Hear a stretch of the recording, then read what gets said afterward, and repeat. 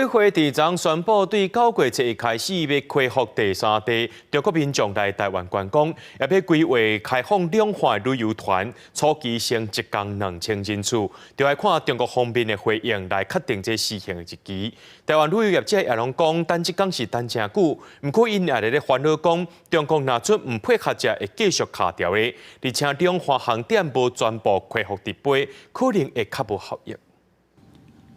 陆委会24宣布，自9月开始恢复第3地大陆客来台湾观光，也规划慢慢开放两化团客互访，初期1天限额2000人。但是就要看中国方面的回应，结果再确定实施的日期。台湾旅游业者是乐观其成，讲已经拢传好啊，只等待政策正式实施。顺利的话呢，当然可以逐步的恢复我们的观光旅游市场，不管是台湾接待大陆旅客的一些产品规划，或者是台湾的旅行团发团到中国大陆，这个业者呢都在积极准备。业者认为南方特色生意是好的开始，不过也旅行社担心，若是中国无顺这个势接球，两化的观光如果会继续卡关，希望政府爱国家积极协商，也应该考虑两化航点也未全面恢复直飞情形下的配套措施。说句实在话，按照正常来讲，一个手续来讲，一个主管机关、公安局或者陆委会，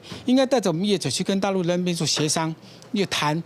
出来一个结果，我们再来公布，而不是我们在陆委会，我直接就跟你讲说啊，我开放2000，那我们等大陆回应。那大陆说啊，你把我当什么？业者也只能期望着政府能不能眼光放远一点，不是只限1、2000人，甚至5000人都可以。两岸逐步恢复观光的话，那当然就是这个航点就会陆续在配合在增加。过去几个月